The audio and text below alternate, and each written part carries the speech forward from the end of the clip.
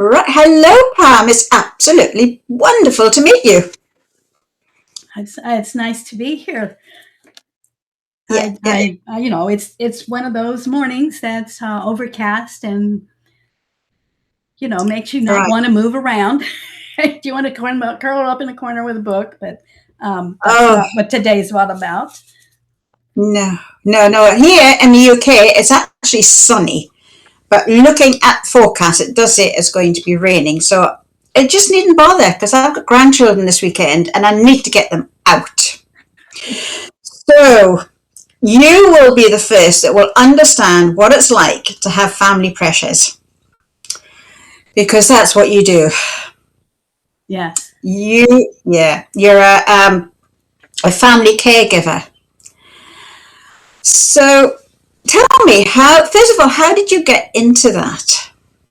Well, I've been taking care of people practically my whole life. Um, when I was about 3, they gave me. I was supposed to make sure my little sister, who was 18 months younger than me, I was supposed to make sure that she was taken care of. I'm like, today I look at that and I go, that was not very reasonable to expect a 3-year-old to take care of an 18-month-old.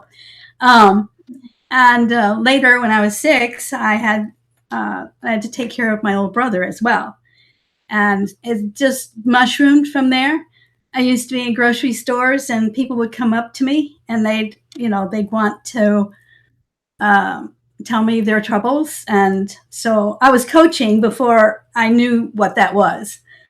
And I think that all stems from all of the non-childhood things I was expected to hold. Uh, then my parents were, my dad was first, and I wasn't as close to his caregiving. I went every weekend so I could make sure there was food in the house and that, he didn't need to go to the doctor. I took him to chemo.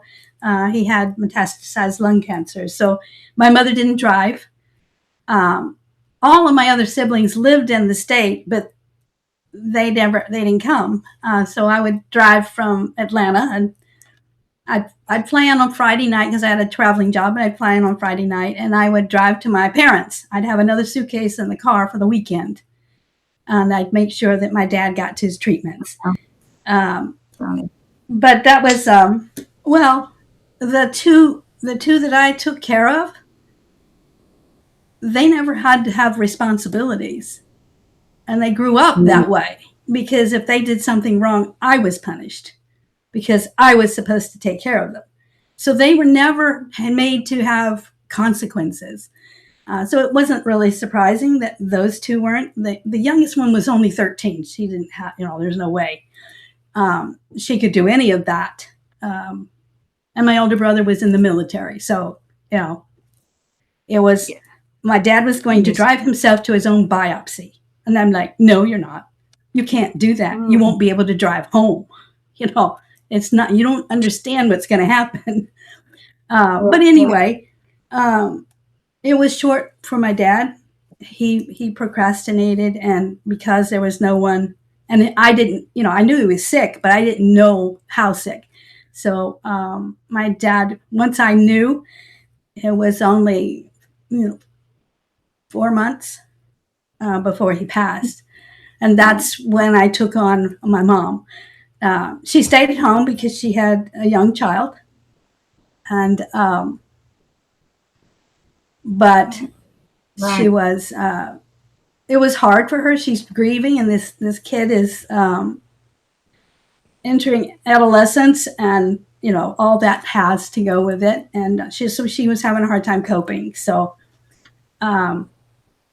coaching my mom, and that was hard to hear your mother cry and not get emotional about that. And later she had a massive stroke, and that's when she came to live with me. And so she was bedridden. Cleared out my dining room, right? Shoved the dining room table in the living room. It was what it was. I hung a spring rod with some curtains so she'd feel like she had privacy. but I opened them every day so she could see around. But for sleeping purposes, I thought it was probably a good idea Yes, to yes. give her some. So, with all of that, I mean, I'm listening to you, and from 3-year old, you have been a caregiver, Pretty and much, and yeah, yeah, that should not have been. And I used to feel bad absolutely, that my absolutely, my two younger siblings um, were so, shall we say, selfish, because I thought it was my fault. But as I learned and went through all the different things in adulthood, I went, no, that was wrong. They yes. should not have, if that it was their. And I just forgave them, because I'm like, they were doing the best they could with what they Mhm, had and what mhm, they knew at the time. mhm. And my mother was sickly when my uh, younger brother was born. She had it really was, she couldn't take care of him, Right. so that's why he was Yeah. handed over to me when he was just. What I'm hearing here is that because you began at such a young life as a caregiver, you've used that in such a positive way. And, all through your young life, into teenager, into young adulthood, people have come to you because they feel that beautiful energy that you're there to help. And you've taken that, you've not just went, oh, yeah, that's okay, that's just what I'm like. You've actually taken that into a business to use the knowledge, because you've got so much knowledge there. You've got feelings of what people are experiencing. You've not just learned, you've trained as a coach. And Right. Well, that was to make sure that I approached it. I mean, well, I call myself heart-based coach, because I'll just lead from my heart, but I wanted to be sure that I had the framework that went with it, so mhm, that I could serve to the fullest. yes, Yeah. yes. So you've got both. You've got the professional capacity to be able to support others in a way that is useful. You're not just saying to somebody, "Oh, it's okay, you'll be fine. Do this, do that." You can guide them in that way. And what I love, what you've done, you have created Refocus, which is a coaching system, and there's 6 pillars. Is that, would there be pillars? And I've That's read. right. Oh, I just think it's beautiful. I really, really do. So I'm going to add that for people to see. But tell me, because it's so short here, and I could talk to you for ages actually. um, Tell me, when you're working with people, do you follow your systems, or do you, like you said, you come from the heart? Well, from the standpoint of my training, I'm Heart. supposed to ask them what they want to cover, but I also create. I send them an outline. I said, we don't have to follow this, but it's here if we need it. Yes. I would Yes. always start with what went well this week, because we all will focus on the things that went wrong, right? So I Oh want yes. to Yes. tell me what went well, so that they can see that there were things that were good. Mhm. Whether it's that their loved one um, didn't have an episode during the night, or because there's a variety of modalities that would require people to become caregivers. Yes. My mother had like 5, right? So it was very extensive. It was very. I've always felt like it was uh, divinely led, because Mm. I had knowledge of the healthcare world. I had the vocabulary because of what I did for a living. The job that I traveled with, I worked for a company that was collaborating with healthcare. And Oh. so I would be there were two different companies, and one, I was a fly on the wall in the ER. I was a fly on the wall in ICU. I Oh, was, interesting. a fly on the wall in all these different areas because of the work that I did. But in those, I was a consultant. They wanted workflow, or how can we make this better? How can we help the patients more? So it was that type of work allowed me to have a vocabulary that I understood what they were doing with my mom and for my mom, and Yeah, when good. they weren't, right? And Absolutely. Absolutely. so it allowed me to be a bigger advocate, and that's what I can pay forward. I didn't want anyone to go through what I did as far as feeling so alone. Hmm. My older brother and his wife did come because, like I said, I had a traveling job, and I couldn't afford to step back, although many caregivers do, because they don't know yet that insurance doesn't cover everything. I was buying medications, I was buying supplies, I was buying things that were essential for her survival, that were not paid for by anyone else. And so, yeah, they're not aware of that. And so I kept working so that I could make sure that she survived. And I was fortunate because my older brother and I were close all those years, and he was my support Oh, team that's good to when I hear. was a kid, and well, and older. But basically, he said, "If you need me, let me know." So I called him and I said, "Did you mean it?" Because it took exactly 5 days for me to figure out I could not work and do this, and I couldn't even do this by myself if I wasn't working, But because even 5 days, I mean, she required 24/7. So I was like, okay, at first you're telling yourself, I'll get into a routine and guess it'll so. be okay. Yeah, Well, yeah. it wasn't. It Mhm. wasn't. It's Um, impossible. right. And so I understand when they say, I didn't get to go to this, or this, or this, or this. And I'm like, I understand that. My Yeah, mother yeah. arrived at my house the day my grandson was born. She arrived at my Um, house the day my daughter graduated from college. So I missed those things, but yeah. it was not that I didn't, not that I wasn't, a little sad that I missed them, but in my other brain, it was going, there's no choice. Yeah. This has to be done. I Yes. have to be Yes. here. Yes. Those kinds of things. So, um, to I don't want them to feel alone. That's the biggest thing. You feel alone. You feel like you're not seen. You're not heard because Hmm. you're not allowed. You can't talk about things at work. Nobody else wants to hear about it. They might ask about your loved one, but they're not going to ask how you're doing. Good point. And Yes. and so I wanted them to know I'm asking, how are you? Hmm. And even in my school,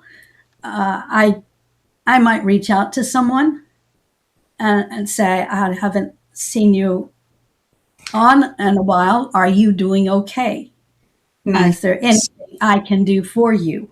Yeah. Um, So so speaking of school, there you do have the most beautifulest group on Skool, which I'll add the link in here as well. And that's somewhere that others can come and be a part of Skool, and you're there to support by the sounds of it.